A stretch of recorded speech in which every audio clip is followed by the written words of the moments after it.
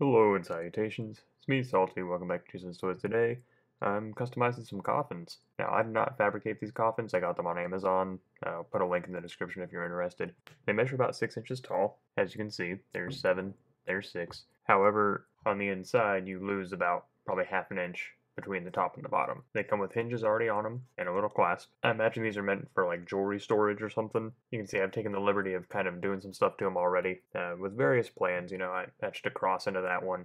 This one I put what's supposed to be kind of like hatchet marks going into it, which eventually that's going to get pushed through, but that's later in the video. And on the inside of this one, I added scratches like someone trying to claw their way out because they were buried alive. So for this particular video, to do what I'm going to do, you'll need some wood stain. I elected for dark walnut. You can choose whichever you want, but that's the one I went with. I just got a staining pad to make it faster. This particular one comes with a pack of gloves, which is nice. You'll need something to open the stain with. You'll need some cloth. I elected for cheap felt because it was like 48 cents a sheet. So, and I got red because I'm going to line the inside of the coffins with it. A glue gun, get the cloth to stay inside, and some glue sticks, as you might imagine. It's Halloween-ish. It's in the right month, and I figured this might be a fun thing to do. And since they're about 6 inches, you could fudge them into a display somewhere, right? That's the Storm Collectibles Golden Axe skeleton, so you could kind of crumple it up and put it in there if you want to. That's the plan anyway. So I'm going to start the stain and everything. I don't know if this kind of cross and all that's really going to show up any type of way, but I guess we'll find out. Also, there's 2 types of wood being used. There's the wood here on the front and the wood on the side. So there's basically these chunks of wood with 2 different types. I don't know what they are. I think this might be balsa wood because it's kind of soft. So it'll still stain. It just might look a little different. But I'm going to go ahead and open up the stain. Well, just stain them and then we'll jump to the next step. Quick caveat, these are the gloves that you get. Just buy your own. These are pretty trash, but it's what I got, so that's what I'm going to use.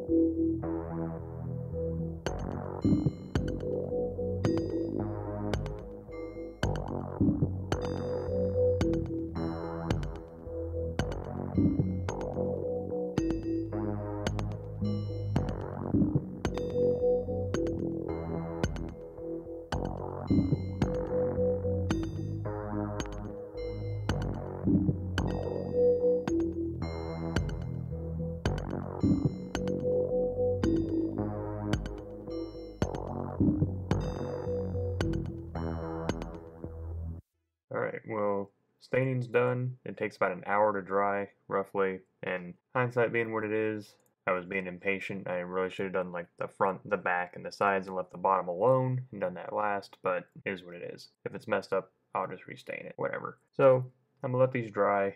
I'll come back to them, and I'm gonna have to measure the inside for the felt and all that kind of stuff, and we'll do that, and that'll pretty much be it, except for busting through on that one and, you know, odds and ends, but the kind of the bulk of it will be done. So they're dry now. The bottoms turned out just fine. Staining on my mat, but that's not the end of the world. You can see the scratches dried just fine. I think they look great. The cross turned out a little wonky, so I'm probably have to do some scraping to try and lighten that up or darken that up or who knows. And the hatchet marks turned out okay. I got the felt, and I'm just going to use this instead of a ruler.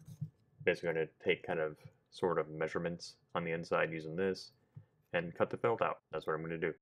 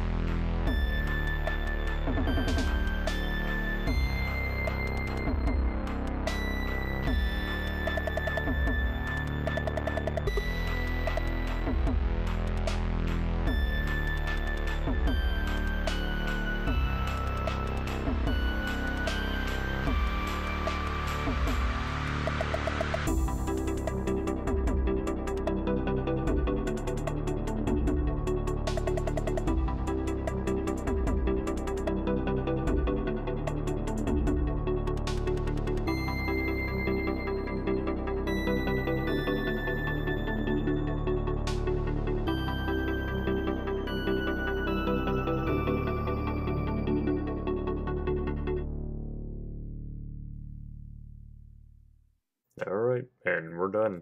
So I ended up kind of scraping that out a little bit to kind of bring out the cross.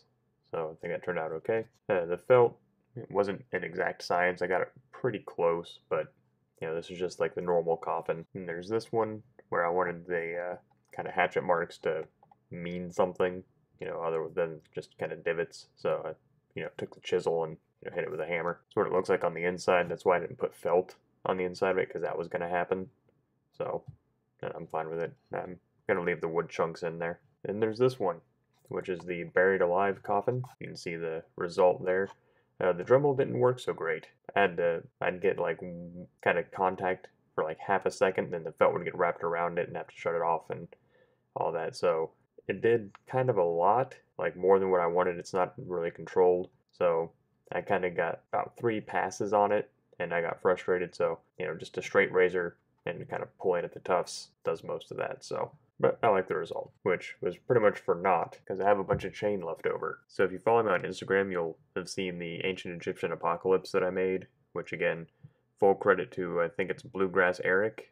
He's the one that came up with that whole thing. I pretty much just stole his idea. I credit him in the post, but it's there if you want to go see it. But I made a bunch of chain, or a bunch of rusted chain anyway, for that figure, and didn't end up needing all of this. This is rusted by me. It's just some table salt, or iodized table salt, hydrogen peroxide 90 proof, and some white vinegar. And you can pretty much rust all this stuff. This is just chain I bought at Walmart. I'm probably just going to wrap chains around it anyway to really drive that point home. And in case I didn't do it at the beginning of the video, there's the coffins with a variety of different figures from different lines, just so you have an idea for height. And that's all I got for today. I'm going to have to work something out with these chains. Maybe I'll, cut off a certain length and kind of just glue it down onto it or something. Or, I don't know. I'll probably leave them loose. That way I can, use the coffin if I want to. I had fun doing it. It's Halloween time and I love to make little dioramas and take photos, so I'll be able to use them eventually. Let me know what you think down below about the whole process, things you would have done different, things that you would like to see done, because I still have, I think, 2 more that I haven't touched. Maybe. I think. Either way.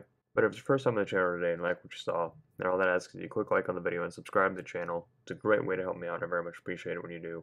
And I do thank you all for stopping by and spending some time with me today. So, until next time, I'm Salty, signing off.